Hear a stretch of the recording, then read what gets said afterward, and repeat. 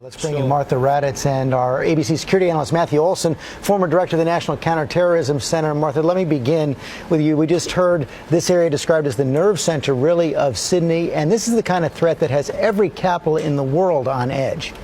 That's true, George. This is the new terror. One man, one gun, one flag can shut down a city, get presidents called, get worldwide attention. ISIS may have nothing to do with this, but it's exactly the kind of act they would like to see any radicals carry out.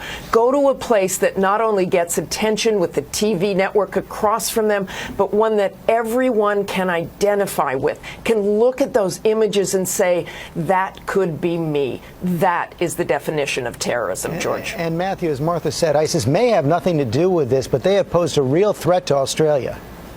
Yeah, this has been a concern for some time in Australia. Back in September, an ISIS leader and spokesperson called for Australian Muslims to carry out attacks, lone attacks, something like this. As you've said, we don't know exactly what the motivation is here.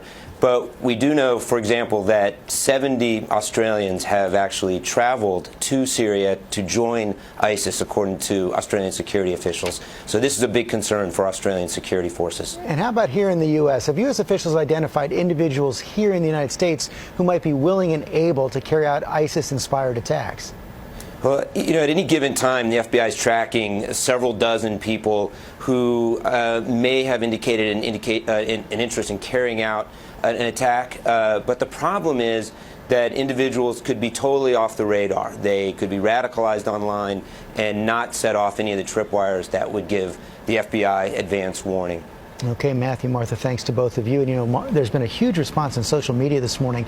The hashtag I'll Ride With You trending worldwide on Twitter. It's a message of tolerance from Sydney residents offering solidarity with Muslims in the cities.